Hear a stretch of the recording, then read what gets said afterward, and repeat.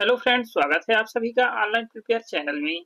Friends, आज के video में हम बात करेंगे यूबीआई यानी कि यूनियन बैंक ऑफ इंडिया का इंटरनेट बैंकिंग के लिए ऑनलाइन रजिस्ट्रेशन कैसे करें। इंटरनेट बैंकिंग के लिए आपको बैंक शाखा जाने की आवश्यकता नहीं है। आप स्वयं से ही घर बैठे ऑनलाइन रजिस्टर कर सकते हैं। ये यूनियन बैंक ऑफ इंडिया का ऑफिशियल पोर्टल है। इस पोर्टल की लिंक वीडियो के डिस्क्रिप्शन बॉक्स में दे दी जाएगी। आप उस लिंक पर क्लिक करके डायरेक्ट इसी वेबसाइट पर पहुंच जाएंगे, या फिर मोबाइल या कंप्यूटर के किसी भी ब्राउजर को ओपन करें और यूबीआई टाइप करें। यूबीआई इंटर करने के बाद सर्च करें। इस तरीके से आपकी फर्स्ट लिंक ओपन होगी, यूनियन बैंक। www.unionbankofindia.co.in रिडायरेक्टिंग पे क्लिक करें।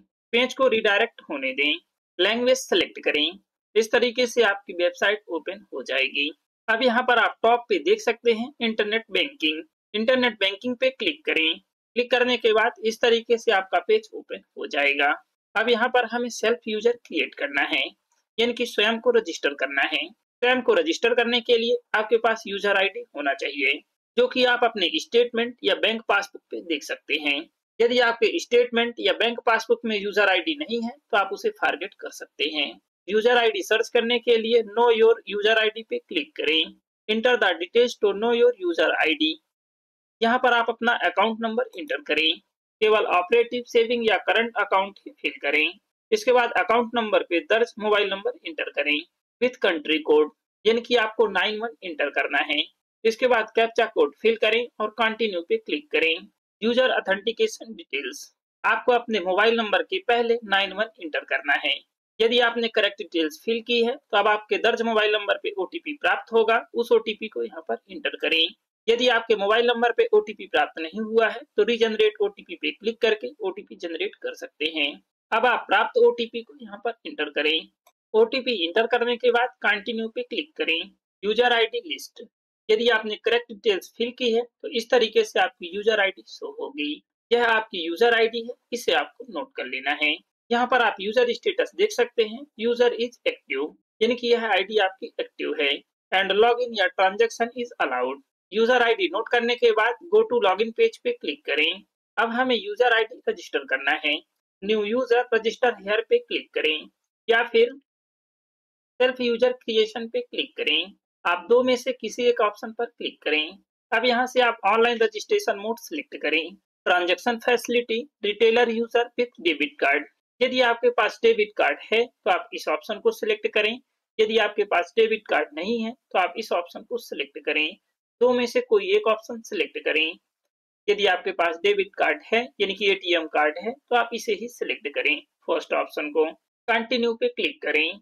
Self user creation, retail user for transaction facility, user details, account number fill करें, डेट ऑफ बर्थ या पैन नंबर, दो में से कोई एक डिटेल्स फिल करें। यदि आप डेट ऑफ बर्थ फिल करना चाहते हैं तो कैलेंडर आइकन पे क्लिक करें। बर्थ ईयर सेलेक्ट करें, बर्थ मंथ सेलेक्ट करें, बर्थ डेट सेलेक्ट करें। आपकी डेट ऑफ बर्थ सिलेक्ट हो चुकी है। या फिर आप अपना पैन नंबर इंटर करें। आपका पैन नंबर बैंक में रजिस्टर होना चाहिए। यदि रजिस्टर नहीं है तो डेट ऑफ बर्थ इंटर करें। कैप्चा कोड फिल करें और कंटिन्यू पे क्लिक करें। यदि आपने फर्स्ट ऑप्शन को सिलेक्ट करके सेल्फ यूजर क्रिएट कर रहे हैं, ये डिटेल्स आपके पास होना चाहिए। Account number, ATM card number, ATM pin number. ATM card से आपका अकाउंट नंबर लिंक होना चाहिए, और साथ ही आपके अकाउंट नंबर में डेट ऑफ बर्थ और पैन कार्ड मेंशन होना चाहिए, और साथ ही आपके बैंक खाते में मोबाइल नंबर और ईमेल आईडी भी लिंक होना चाहिए। यदि यह डिटेल्स आपके अकाउंट में दर्ज नहीं है तो सबसे पहले आप अपने शाखा से दर्ज करा लें। इसके बाद ही यूजर आईडी क्रिएट कर सकते हैं। यदि आपने सेकेंड ऑप्शन को सेलेक्ट किया है तो सेम तरीके से आपको डिटेल्स फिल करना है। सेकेंड ऑप्शन का यूज करके आप ट्रांजेक्शन नहीं कर सकते हैं। यदि आप ट्रांजेक्शन करना चाहते हैं तो आप फर्स्ट ऑप्शन का ही यूज करें। इसके लिए भी सेम डिटेल्स रिक्वायर्ड है, सिर्फ एटीएम की डिटेल्स छोड़ करके।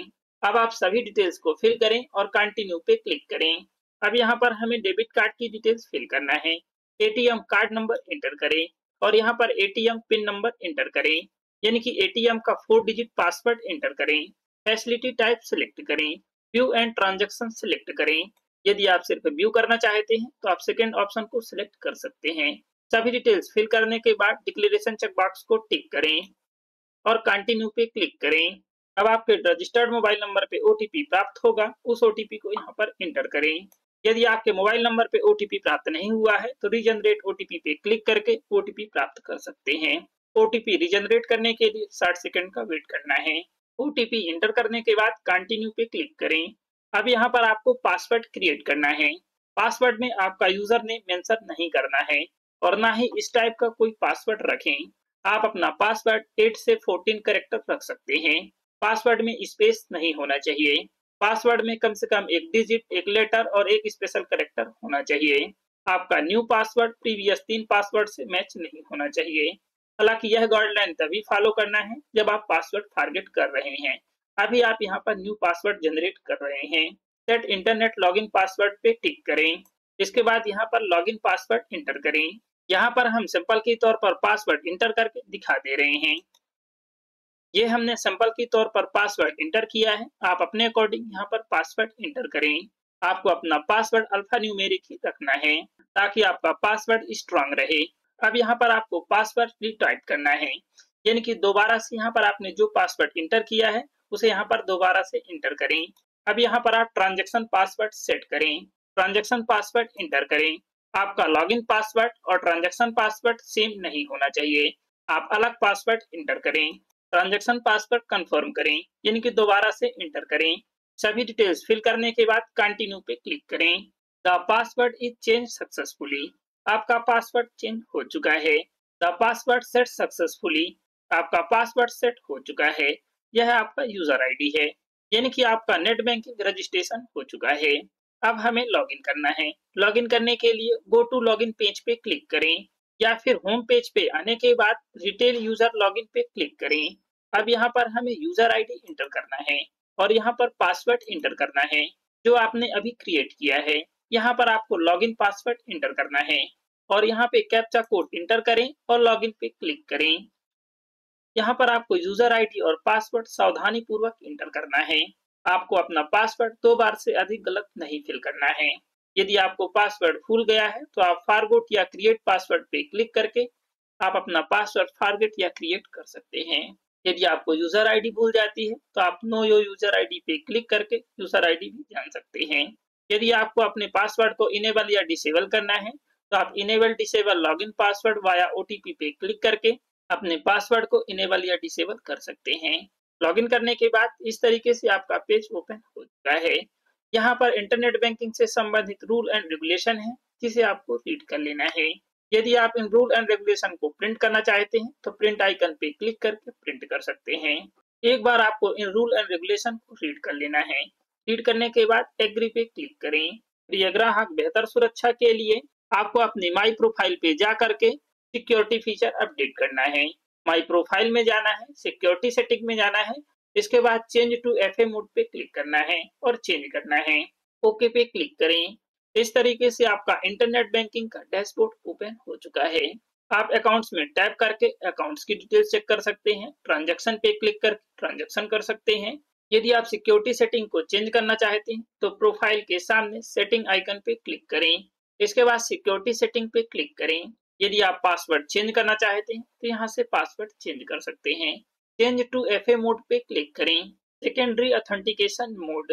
आपने नेट बैंकिंग में लॉगिन करने के लिए 2FA फैसिलिटी ओटीपी का लाभ नहीं लिया है। इसे प्राप्त करने के लिए चेंज बटन पर क्लिक करें। चेंज पे क्लिक करें। अभी यहाँ पर नन सेलेक्ट है, वन टाइम मोड सेलेक्ट करें। आप जब भी नेट बैंकिंग ओपन करेंगे आपको हर बार ओटीपी से सत्यापित करना होगा, तभी आप लॉगिन कर सकते हैं। One time password mode select करने के बाद सबमिट पे क्लिक करें।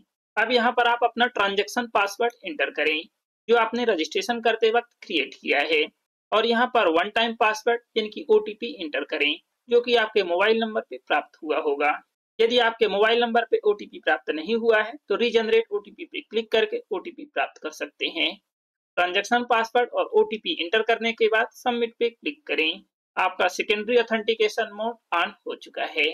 अकाउंट की डिटेल्स चेक करना चाहते हैं, कोई सर्विसेज का लाभ उठाना चाहते हैं, ट्रांजैक्शन करना चाहते हैं या स्टेटमेंट डाउनलोड करना चाहते हैं, यहाँ से आप सभी प्रोसेस को कंप्लीट कर सकते हैं।